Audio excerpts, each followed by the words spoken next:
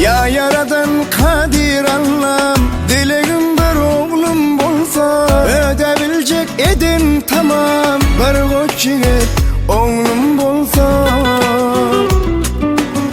Uğru geçmel yali ömrüm, rahat tapır yali gönlüm, ağır güne düşündürüm, arka duracak oğlum bolsa.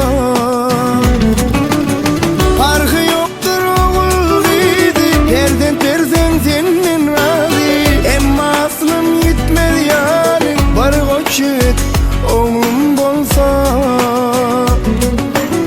Yoktur farkı oğul gidi, perden perzen senin razı, emma aslım yitmez yani, arka duracak oğlum bolsa.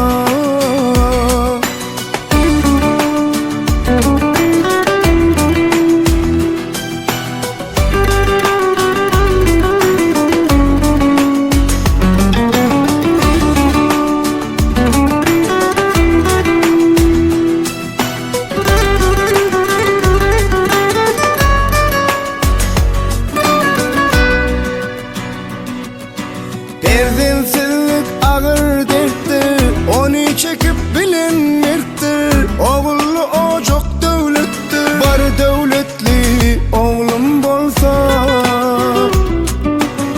Eşesini evidleyen, sözlerini doğru sözleyen, ar namusunu koruyan, mehrem gerçek oğlum bolsa. Farkı yoktur oğul gidi, perden perzen senin razı, emma aslım yitmez yani, bir koç yiğit oğlum bolsa.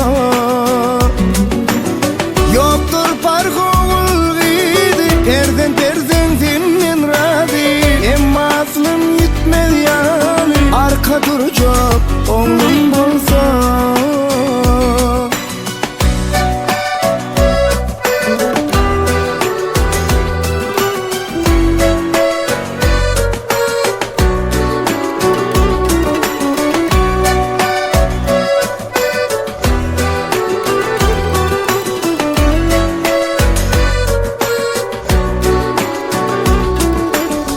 Şükürüm kan Allah'ım sana, mehrinin bay verdin bana. Şol eçilin durmuşuna, iyi olacak oğlum bolsa.